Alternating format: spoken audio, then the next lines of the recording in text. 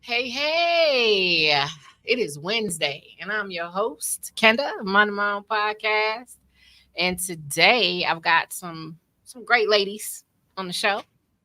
I'm going to start by introducing my co host for the day. I'm super psyched. She's here. This is Ruthia. Hey y'all. Yes, Ruthia has her own podcast. I know you guys remember she was on the show once before Mhm. with DNR. Do not resuscitate. Yes. Make sure y'all listening. Please do. They the bomb. They the bomb. Thank you. I love y'all. Y'all dope. And our special guest for today is Miss Kenyatta Williams. Hey, Kenyatta. Hello. Hey, girls. Good to see you. You too. Thank you for having me. Absolutely, absolutely. So you are in the healthcare field, right? So you're a little under the weather. So today you're streaming from home. Yep. So, but we are glad that you still made an effort to be a part. So thank you so much, honey. No, thank you. I'm actually gonna go ahead and clap for you.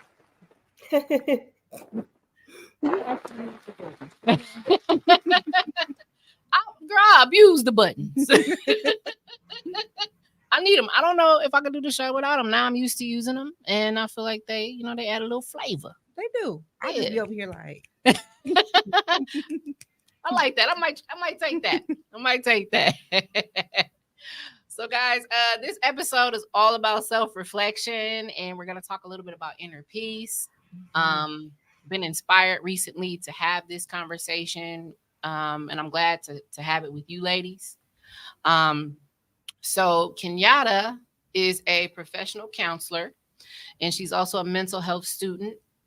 And we've had a couple conversations about her journey. And so, Kenyatta, I'm actually going to just take a second to give you the floor to talk a little bit about yourself. Is that okay? Yep. All right. Okay. Excuse my voice. I'm gonna do the best I can. But yep. So I'm Kenyatta Williams. I was born and raised in Milwaukee.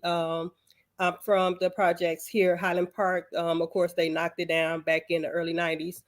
Um, but a little bit about myself. The reason why I got into my field because of my background. My father was a big time drug dealer. I had people that done drugs in my family. I witnessed, just a lot of things coming up. Even like had to deal with some trauma and just all them different things. And one of the reasons why I got into the field because I wanted to go back and reach back out to the teenage girls that's coming up. I even worked with younger guys. Um, Back then I used to be ashamed of my past because I'm like, oh my God, I used to be a dancer. People know about it and this and this and this. But honestly, where God brought me from, I'm actually praise my past a little bit, Yeah. because I came so far and I just thank God that I had the strength to, the wake up one day and just come out of this stuff. So now and honestly, one day I said, God, if you bring me out, I'm gonna go back and I'm gonna help somebody else. So when I got into this field, I said, "This is the field. I'm going to help as many women as possible." I was a single mother, so I help single mothers. I give out food baskets every holidays. I just really try to do it all. So I'm glad to be on your podcast. So thank you for having me. Hopefully that there's a lot of women that's just watching and hoping that they can be inspired by some of the things that we're gonna talk about. Yes. Yes. I'm so glad that you shared that with us Mhm. because congratulations to you. You are a great example of someone who, is finding their way and finds purpose through self-reflection. And that's what we're doing. That's what we're talking about, right? Yep. Um so you said you used to dance and one day you decided to start talking to God. That's what it sounds like. Is that what helped you figure yourself out? Is that what helped you along the way? To go deeper than that, it was a situation that caused me to pretty much be homeless. I wasn't sleeping in no car or nothing, but I was kicked out, so I ended up staying with a friend. Okay. So in the midst of me staying with this friend, a couple of weeks later, my body started changing. When my body started changing, I'm like, might be pregnant. So and yeah, so all in the midst of this storm, I'm like, oh no, God, please tell me it's not so. So the situation just seemed like it wasn't just gonna get no better. And one day I laid there and I prayed to God. I said, God, it ain't nothing you can do for me. Cause that's how bad I thought the situation was. Oh, and wow. I didn't get a response back or anything. So, as time went on, I ended up running to my grandmother, went to go stay with my grandmother. She helped me a lot, sleeping on her couch. Come to find out I was pregnant. And I did the pregnancy test. I had some people that wanted me to have an abortion because they felt I was so young, and there's so much in life you can do, and blah blah blah. Me, I believed it. Yeah. So I made up in my heart that I was going to do it, but I didn't say it out of my mouth. I laid down and had three dreams in 3 nights. In 3 nights, the first dream, I was rocking this little dark skinned little baby to sleep, feeding her, playing with her, doing all this stuff.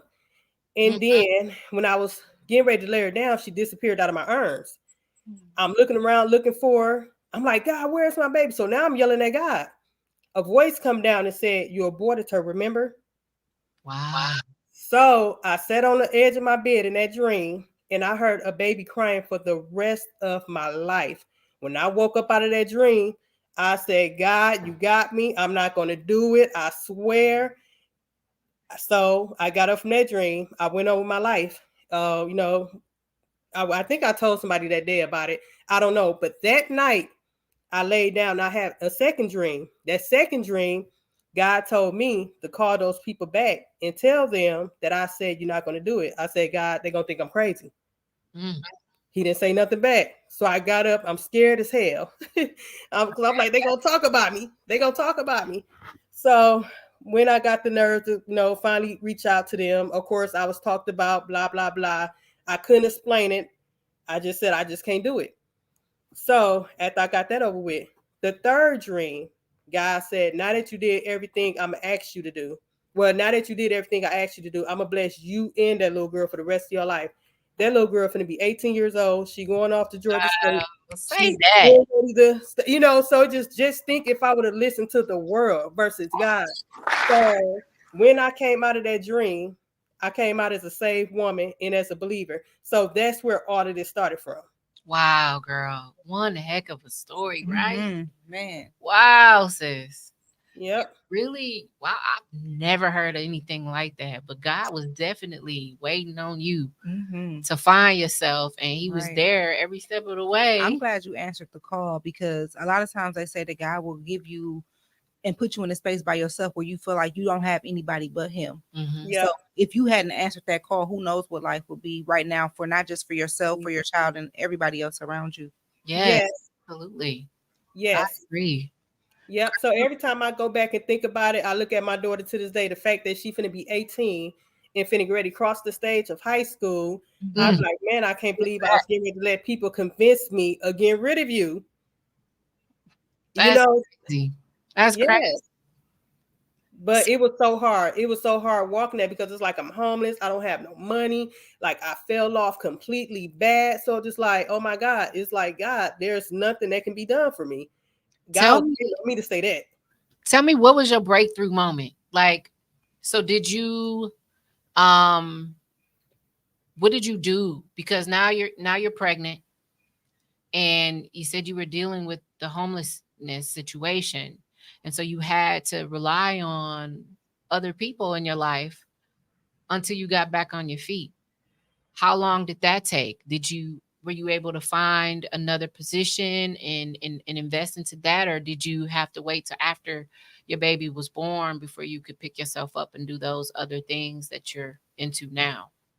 So I continued to live with my grandmother. Of course, I started to get bigger and bigger. I had some family members that helped me put my baby shower together.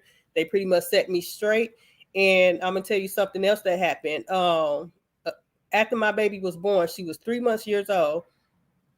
I got a letter in the mail stating that if you claim this apartment is yours. And I'm like, I don't remember filling out for no apartments. They was low income. They was low income apartments over there on Monarchy.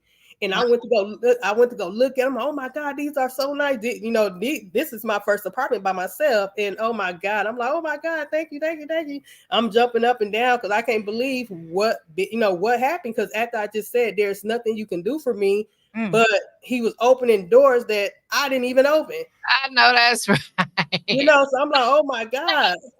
You Yep. relate, sis. When I was younger, I was with somebody younger. When I was younger, I got pregnant 18, had my daughter at 18, got pregnant at 17. Um, and I was initially pregnant staying with my mother.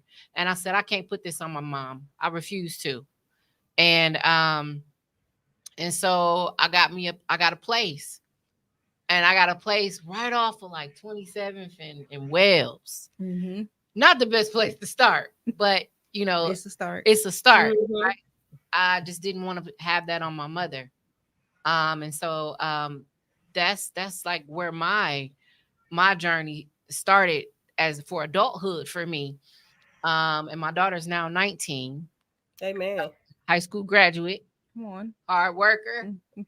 And I see myself in her. I can't complain. That's dope. I love my babies, and I have 4 total. Um, and when you were saying that about the apartment, now I struck gold. The place I moved into, the apartment complex owner couldn't pay the mortgage on it or something like that, and so the city stepped in and started offering everybody rent assistance that Wow. lived in the unit. Well, guess where I was? I got a big, nice, fat crib in Franklin, I'm telling you. daughter in a nice area. See? Um, and my son, he's 15, so I didn't have another baby for a while, and by then I was well into my relationship. But yes, God will do it. So I can relate when you said I didn't even apply for that, But you got it. but you got it. I'm telling you. Where there's a will, girl, there is a way. I'm There- telling you. Yes. Yep. It did a crazy part about it because it's like even then, even though I was being blessed, my crazy self went back into my mess after a while. You slip and fall, you do all that stuff. yeah. And but the main thing is I never forgot what God did for me at the beginning because I only believed in God based off what my grandmother would say, the church people, blah, blah, blah. But I got to know God for myself. So now I'm like, there's not a demon in hell that can stop me from believing in God because Yeah, I know that's what right. he did Not a for me. demon in hell. Or on. Mm, Or on earth, like she said, on earth. on earth. We know you demons exist. We Oh, rebuke you. Got the oil in my back. She said she got the oil in her bag. Bag lady. I don't leave the house without it. I'm telling you. I know that's right. So Mhm. good for you. Good for you to, you know what I mean? To, you looked at your situation. You, like she said, you listened to what God was saying to you. You didn't just chuck it up and be like, oh, that was just a Well. dream. Mm-hmm. Mm-mm. You took it serious and you found your way from that. And Let so me. I think Mhm. that's amazing. And it's a story of a lot of us. Absolutely. A lot of Yeah. us have a story similar to that where we find ourselves wrapped up in a place where we don't know who we are. Mm-hmm. We don't know what we want out of life. And our value at that age or around that time is literally in a reflection of what we think other people see in us. Yep. We might see something in ourselves, but as soon as somebody tells us, nope, that's a lie. Nope, that ain't in you for real. You ain't got it. I could do it, but you can't. And we believe it. We'll believe it, There right? you go. Yep. There you go. Turn that stuff off. You gotta turn the noise off, right? Blockers, like and do that in prayer too, and ask God Yeah. to be like, listen, put some blinders on my eyes and my ears. I only want to hear and see you. Amen. I only want to hear and see you. And I've had to do that in the church Yes. and be like, listen, I ain't coming in here for all of the church mess. I want to just hear and see you. And it was like, this ain't for you. Go to a different church. Wow. So Wow. I've had those experiences as well, where it's like, okay, I heard you, and I ain't gonna not listen, because if I don't, I'm gonna be in, I'm saying, some mess. But I've Right. definitely had to pray those prayers and be like, listen, put those blinders and those shields on for me, because if you don't, I'm gonna mess around and go back to my old ways. Yeah. Yep. That's important. Mhm. That's important to address those things within yourself and to trust in God, right? Trust in God and listen and trust in yourself that it's okay to listen to those things. Mm-hmm. Because a lot of the times, you know, people will they'll put that doubt in you, that fear in you. Yeah. But now you're a counselor. You're Yep. teaching people every day, and you want to be even bigger than that. You want to touch as many people as you can. And I think you're in the right field, girl. You are You absolutely know. in the right field. Yeah. I honestly think I am. I'm gonna take this thing to a whole nother level. I'm not just gonna be working for nobody for the rest of my life, because in this field you can't talk about God in this field. Mm, And so I'm like, okay, so I'm gonna do something. I'm gonna get all my license, everything I need from there, and then I'm gonna go to the park, and then I'm gonna go do my thing, and I'm gonna talk about God, because I know what God brought me. God brought me a long way. So I mean, so right now I'm just working in the field where I got to shut up sometime, or a lot of times I put my clients in my office and I whisper something about God, like this is what God did for me, because a lot of them, they struggling from opiate use, and yeah. a lot of them are dancers, and a lot of them just, a lot of them out there, and so like I can relate to a lot of this, a lot of these people, and for me, I'm just like, and I just feel good about doing it. I don't know why, but I feel good about doing it. I guess when I talk to people, I guess I wanted somebody to talk to me without Mm, judging me. yeah. And I think that's what that is. Absolutely. Because who are you to judge Mm-hmm. me? Right? There's a lot of judging going around. And I think a lot of that judgment comes from people who they still got issues in themselves More than you. more than you. Have you heard that where people say, it doesn't even matter what you got?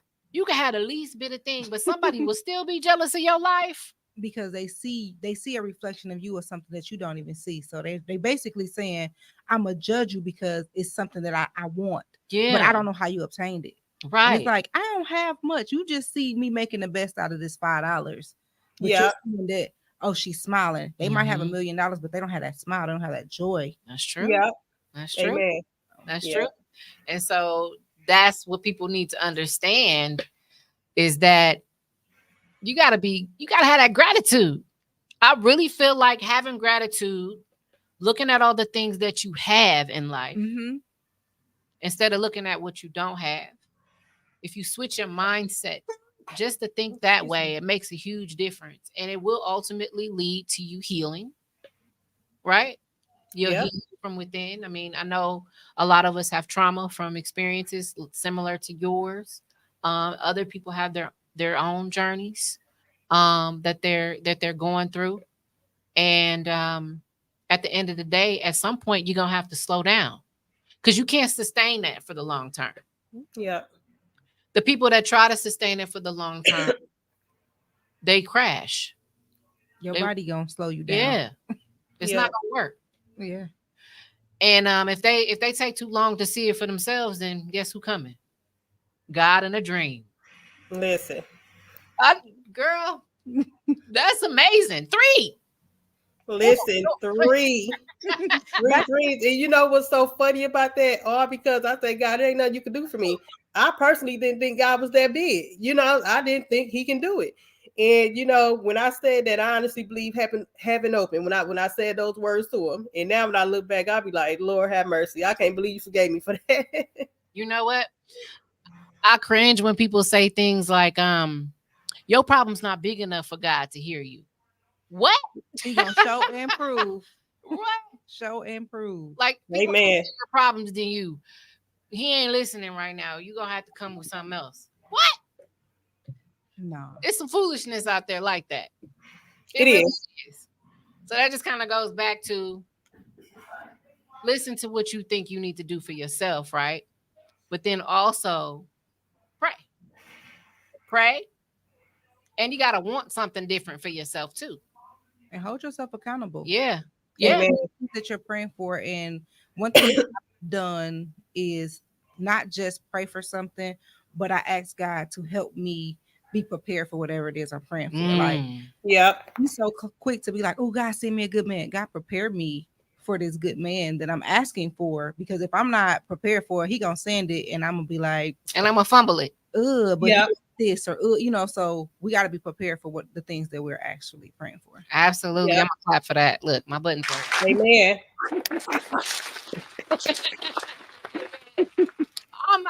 I'm very, very happy to talk to you ladies. I feel like, so when we look at our journeys, at some point there's that road, right? There's two roads where we have to choose which one we're gonna go down, and that's ultimately gonna lead us to where we need to be. And like you said, it's based off of what we want to really prepare for. It's based off what we want to put the effort into.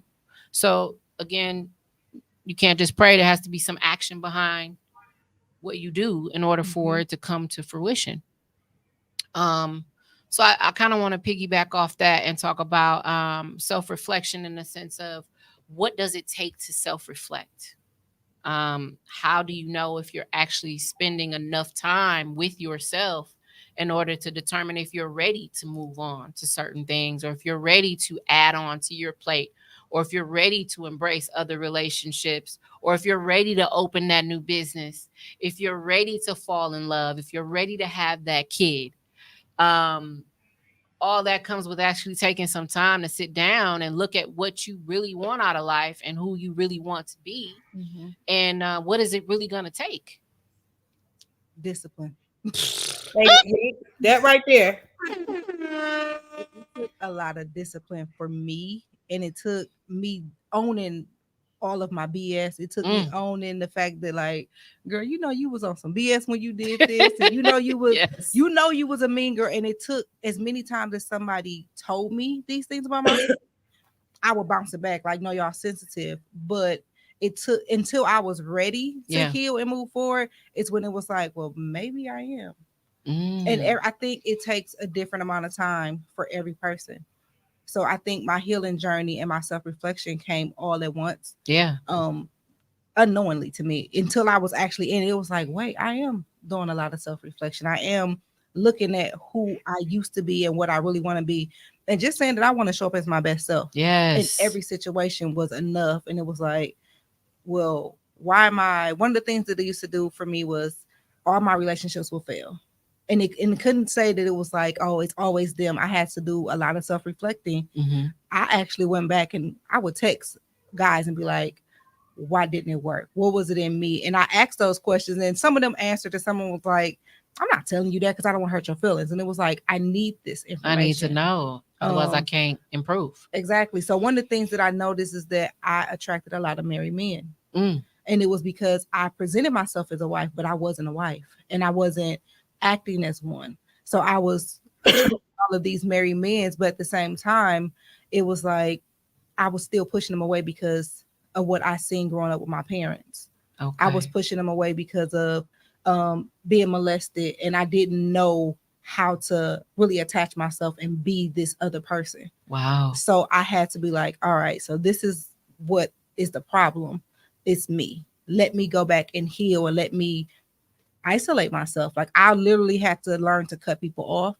But a lot of times people will say, oh, that's selfish because you pushing us away. And it was like, no, I need to work on me. Yeah. So I'm like that too. A lot of people say misery loves company, but not for me.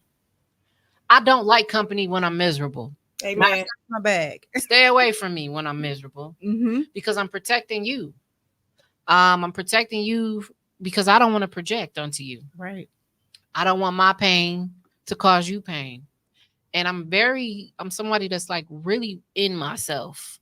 Like, as soon as I feel like I'm not coming as my best self, or I can't really do for you like I can usually do for you, then I have to take a step away. I have to. What about you, Kenyatta? I'm a person, I'm to myself a lot of times. You know what I'm saying?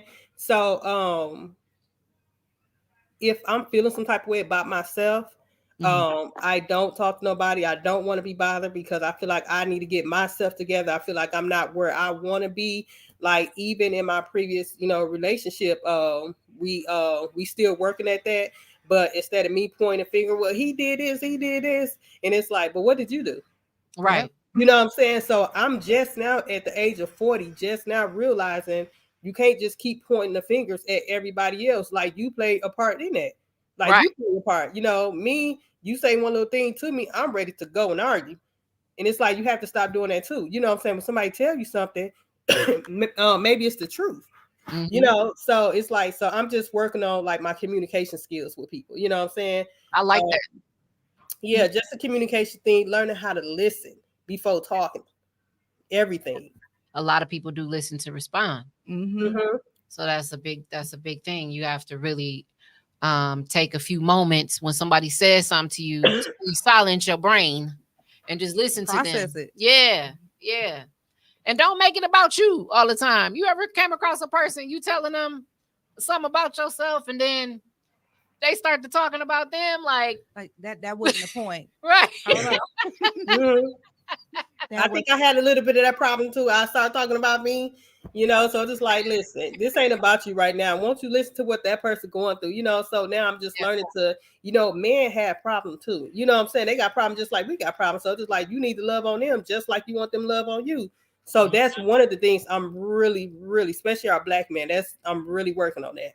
Yeah, I love that. I love that. That's something that um I feel like a lot of people can work on is really working on understanding who they dealing with.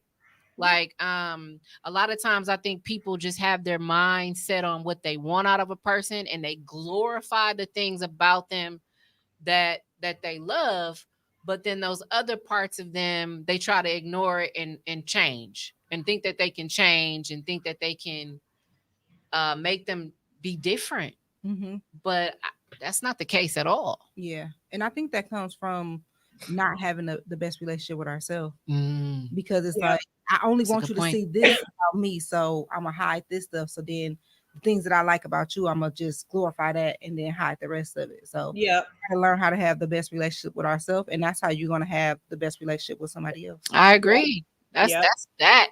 Amen. I wish we could put quotes up and then that just reflects so y'all can all read it again. Cause that's that was yes, that's absolutely it. I think people like to bury like pieces or parts of themselves, and they hope that no one ever sees that part. Mm-hmm. Yep. But you have to find that connection with the right people that are gonna love you through and through. Mm-hmm. Yep. And you're never gonna always be the same. You're gonna change. You're gonna grow, and that's why I believe self reflection is like a best practice. Definitely. And then Amen. be okay that everybody's not gonna be okay with your story. Mm-hmm. I'm learning that now, that Yeah. I feel like I'm my best version of myself because I don't hold anything back about me. Like, my story is my story. I let it all out. So if you can't accept it, that's okay. I'm Yeah. not mad that you can't accept my story, but I'm also not going to not tell my story. Right. So when somebody say, "Well, that's too much for me," okay, I appreciate you for listening, but I'm also not gonna stop being who I am. I know that's right. You can't. Amen. You can't. You can't turn yourself off because people think you too loud. I'm not turning down. For what? I was just about to say. No, we're not doing that. Yeah. It's to the point where if you real, people can't recognize what that looks like, and so they have a hard time believing that you are who you say you are when you're showing that this is who you are, because you can't possibly be someone who really What? who really loves himself. You couldn't possibly be someone who's not ashamed of who you are. What? Like, girl, put that in the closet. You shouldn't be showing people that. Right. Like, no, I'm gonna say whatever I feel. I'm gonna do whatever I need to do for me. And there's no reason to hide those things. Yep. It's gonna come out eventually. So Yep. Absolutely. in different ways. Absolutely. So what about inner peace? Because a lot of people are talking about that nowadays. There's that song by Jacquees, "Won't You Be My Peace?" I was listening to that the other day. And coincidentally, today, Miss Lachelle Hooks, shout out Lachelle. I shared one of her videos today, and she was talking about how people are seeking peace through people in their relationships. And my last show, I had Miss Rita Valmond on, and she had made another great point. She was saying people will actually say things like, "My other half completes me," as if they're not complete without this other person. Mm. Now we're in a world where people are seeking peace in others. Yep. A lot of guys think that women are supposed to be their peace. Yep. No, we ain't. You're supposed to find peace in yourself. I'm gonna cause a little havoc now.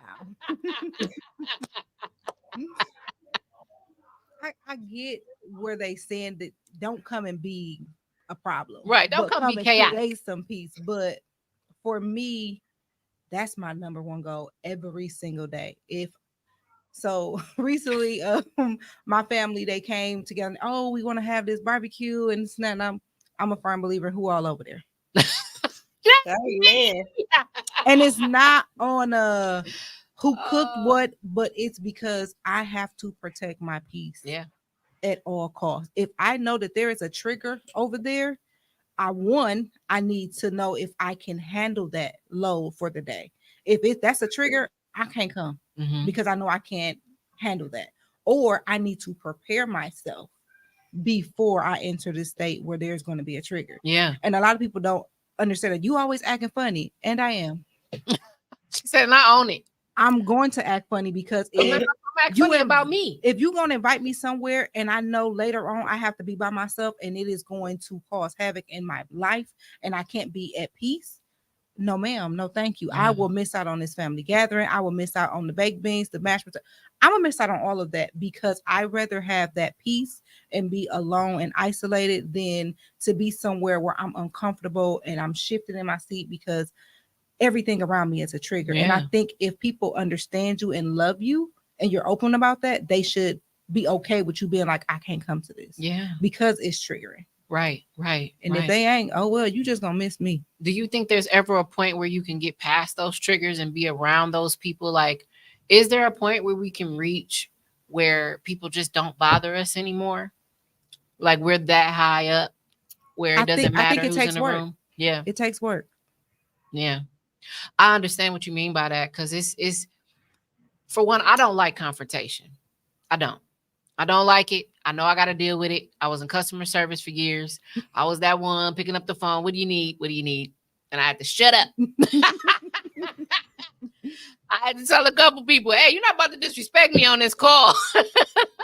because yeah, you could call back later.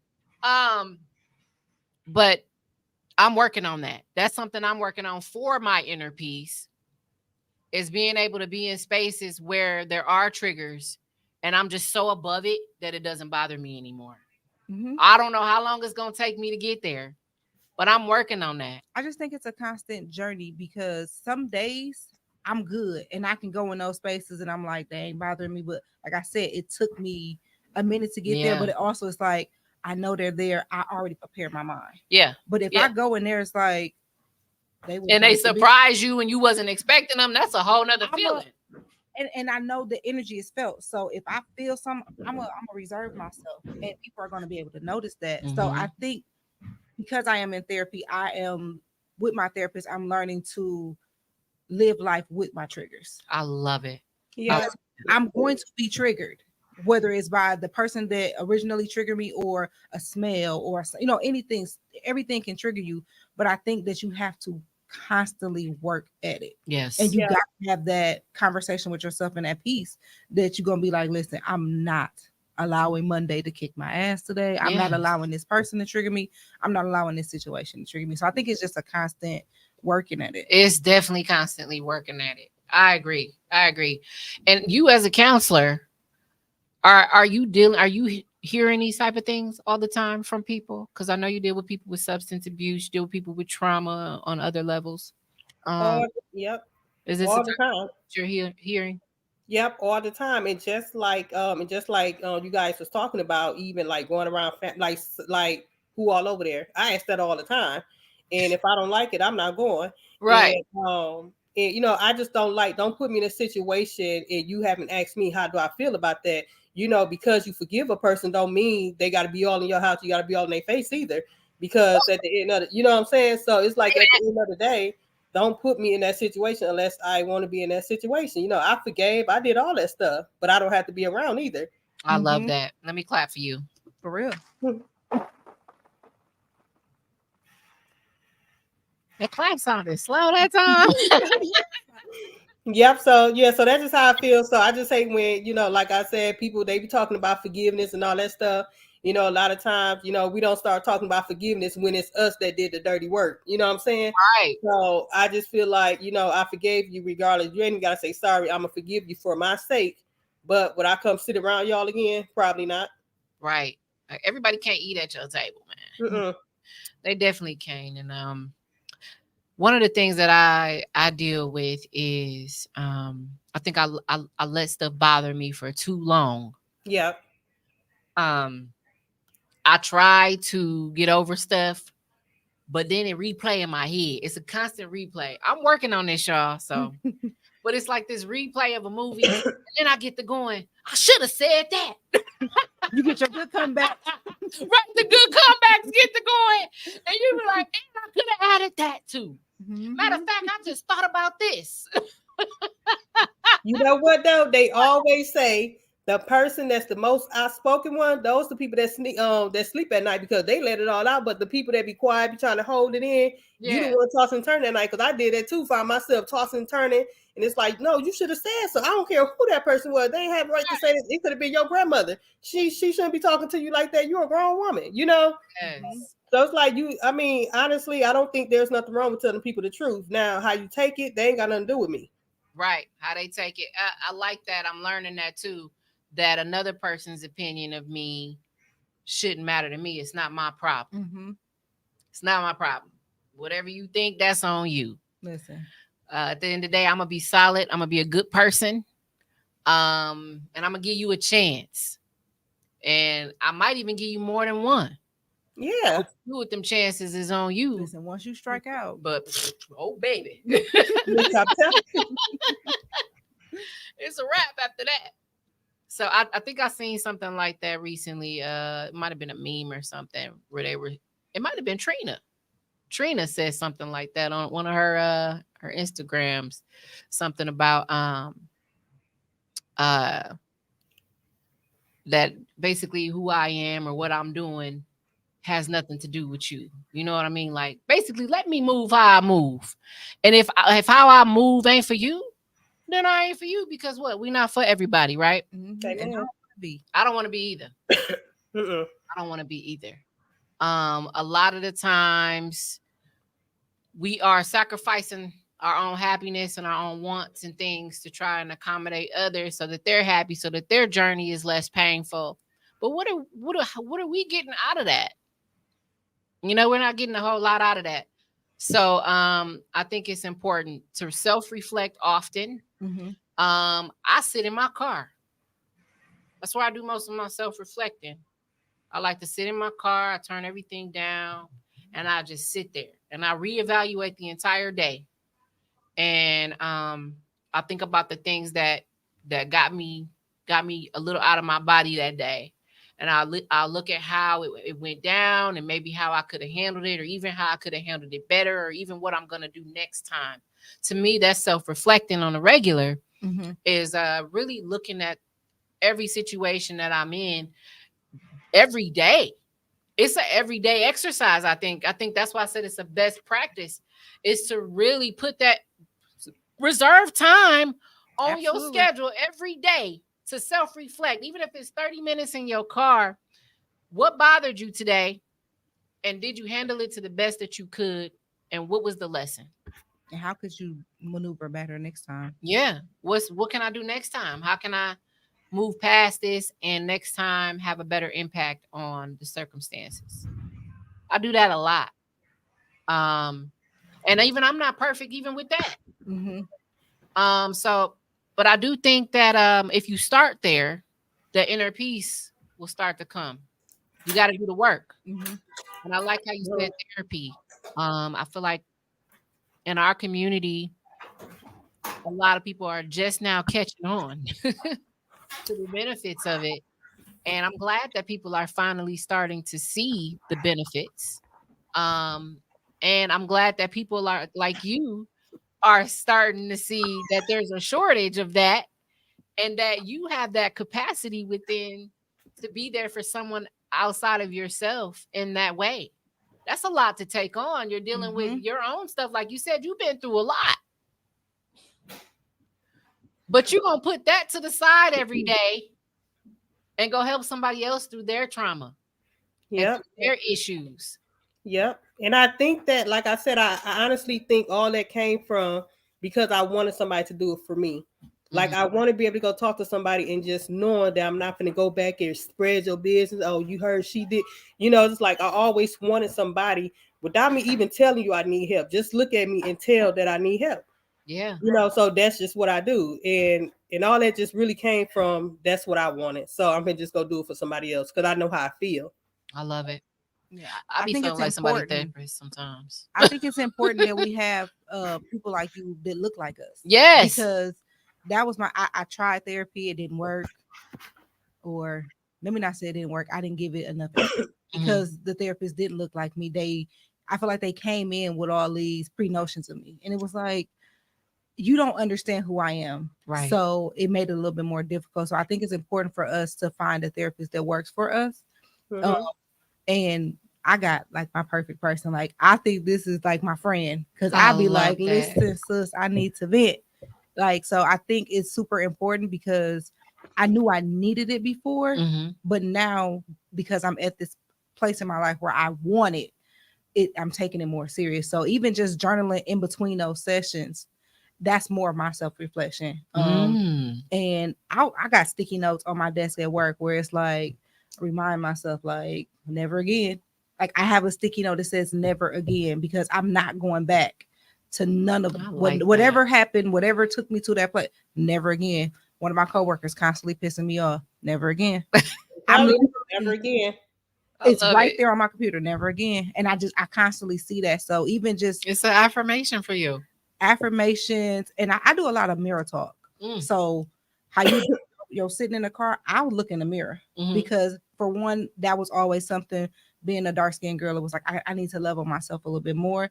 So the affirmations and the mirror talk, and just telling myself like, listen, know who you are when you see you. I know that's You right. the only Amen. person that see you this way. So see you and then reflect that outward. And let me just say this. Y'all fine. You dark skinned women. Period. You know what? And Listen, I, period. They I late wish we wasn't as hell. You know, they ain't even late for real. They just didn't love themselves and they was mad y'all was looking good. But we ain't gonna go that far. But you know what I'm saying. Y'all are beautiful. Y'all are beautiful. Thank you. I love that about our race. I love that about us being black as we come in so many different shades. I love that. I mean, that makes us very special. Mm-hmm. And I love that. I love to see women embracing themselves and embracing each other and uplifting each other, especially when it comes to things like that. Um, it's like we we don't we don't need to even like deal with that. You know what I mean? Like I really want to just give people the finger sometimes. Like what is wrong with y'all? But I understand that was something you were telling me too, Kenyatta. Like how she was saying she looks in the mirror. It's a constant reminder of her beauty, who she loves herself. And it's not just skin deep, it's all the way in. It's all Mm-hmm. the way deep down. And I remember you telling me when we initially had a conversation, you were saying that that was one of the things that got you into doing things that you felt were harmful for you, like doing the dancing. It was like at first you thought it was great, and then you came to yourself in your senses and thought, I don't need to do this. I'm beautiful. I don't need these things. Mm-hmm. I don't need to be associated with them. I don't need to be um giving people that much power to where I can't see the beauty in me. Um and I think that's fantastic. I think that's fantastic. Everybody has something. Everybody has something. I know for me, um it was always tough growing up because I wasn't blood to my stepbrothers and sisters. Mhm. When I was coming up, my mom had married my stepdad. And so when I was going to school, I didn't have the same last name as my brother and sister. And I was the only child of my mother at the time. And so I went to school and my last name was Smith and their last name was Burks. And so they were like, they can't be your real brothers and sisters. They're mean. Those aren't your real brothers and sister. Kids are mean. They are so mean. I remember this because I was so triggered for a long time. And so my mom got my last name changed to my stepdad's name so that I could feel more, so that I could feel like I was a part of the family more.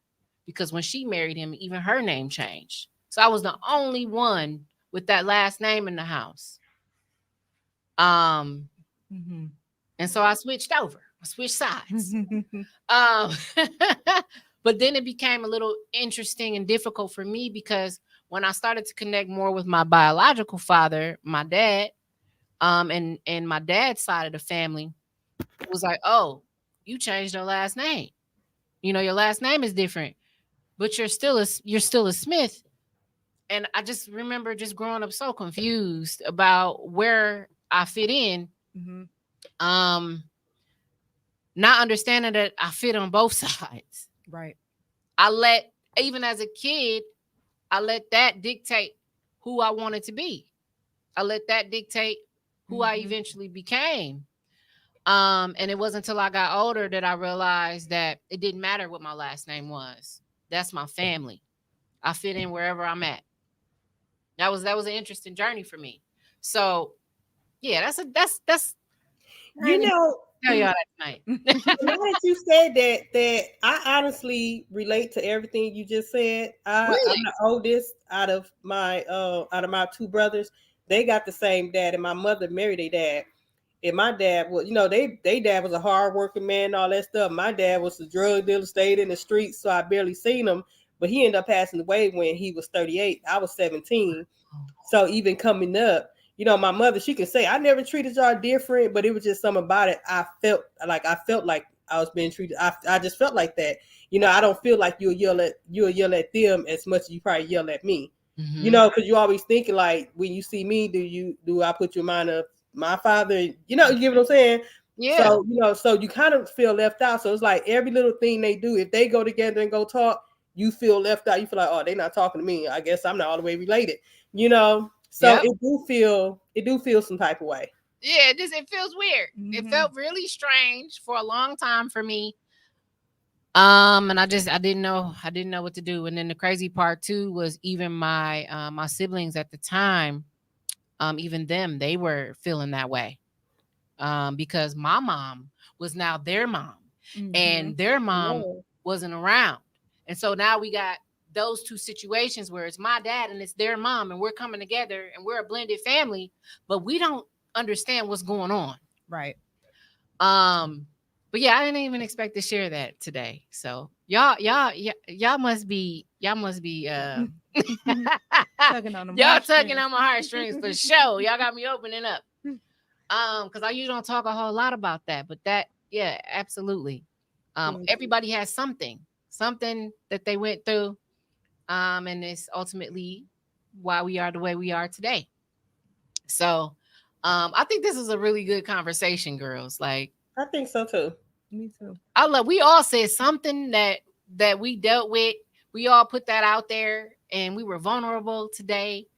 I feel like that brings us closer, even as women. You know what I started doing? I told myself, you know what? I don't smile enough at women when I'm out, specifically Black women. I don't speak enough when I'm out. I could be at the gas station. I can be at the grocery store. It can be anywhere.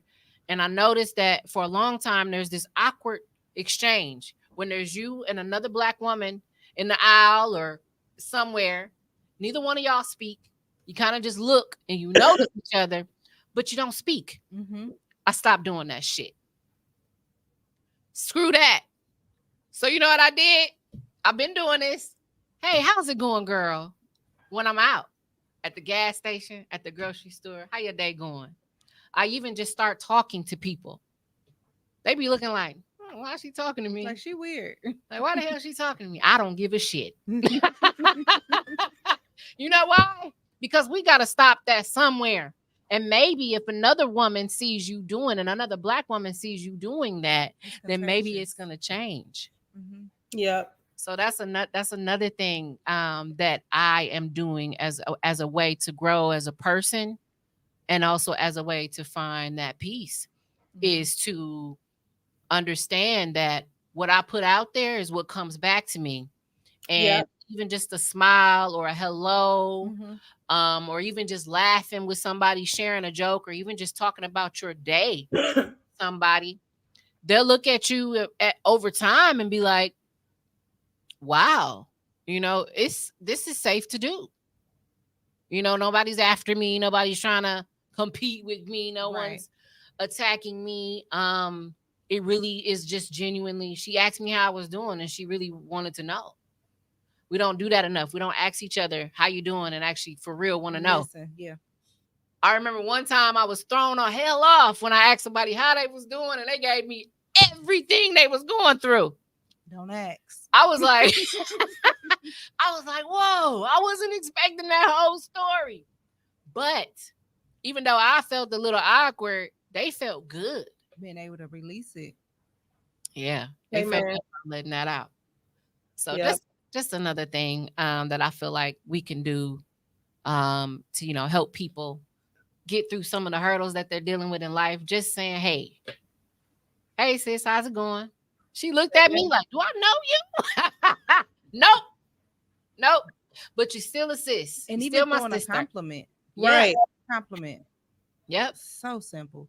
You already eyeing her because her hair cute or her outfit cute or her shoes cute.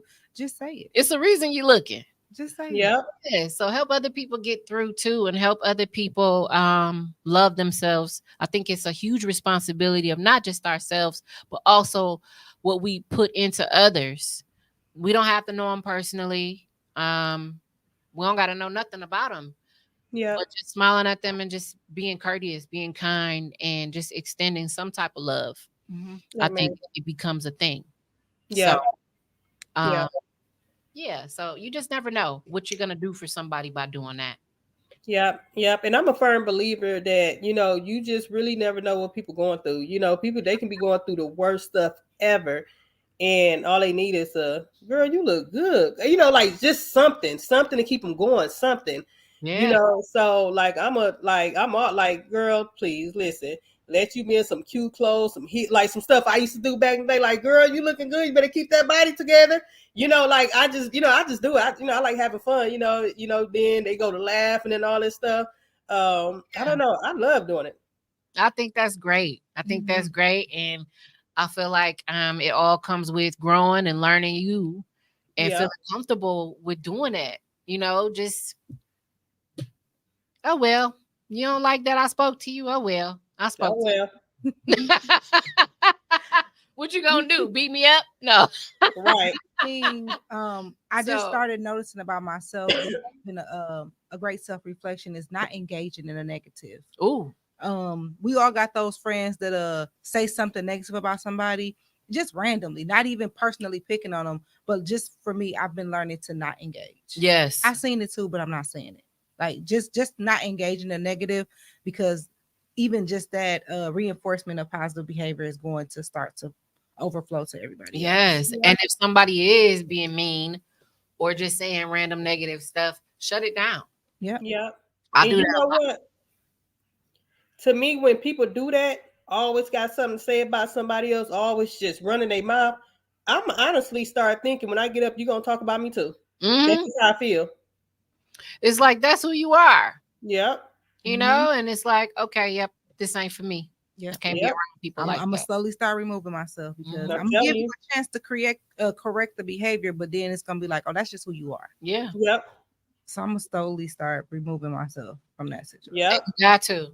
Yeah. Got to, because why do you feel comfortable to tell me some stuff like that? Why do you feel comfortable enough to talk about this person or talk about that person? Because you're gaining nothing. Right. Why do you even feel comfortable? And then that makes me feel like, okay, well, then that means you see something in me that ain't there. So let me go away because I ain't the one. Yep. You're right. You're right. I'm big on giving somebody feedback and constructive criticism. So if there's something that somebody does to me, I'm going to say something to them and say, hey, I don't like that. Right. I don't like that. Please don't do that again. I don't even have to tell you why I don't like it. I just don't. Right. And then at that point, respect it.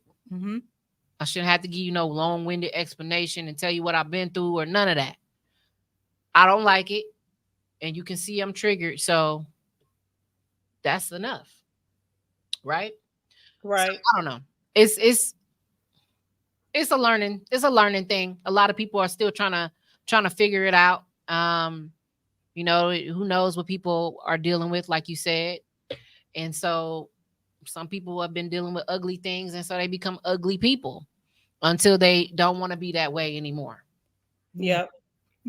She said, me. I love it. I respect it. I think it's great. Because let me tell you, you don't know this. This is how me and her even got to.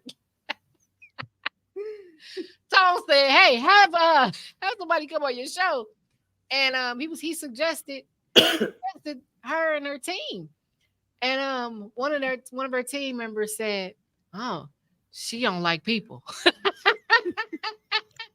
I immediately was like, "Oh no, if she don't like people, why?" So me and her talked about it on the show, and her team came on, and we all talked, and it was just harmless. It was. It was And so I've learned to harmless. stop saying that I don't like people or to because that was me protecting myself. And there's Yeah, nothing to protect. Like she's beautiful, and her aura is amazing. You actually feel light.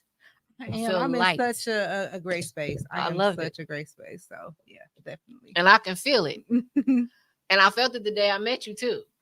And I was thinking like, somebody done told me a lie. No. I honestly think that people are used to the mean girl side of me. Mm. And I just don't feel like it's necessary for me to reintroduce myself. You'll get to know me as time passes, and it'll be like, oh, she's changing. I'm glowing up You because are. I don't want to be that person anymore.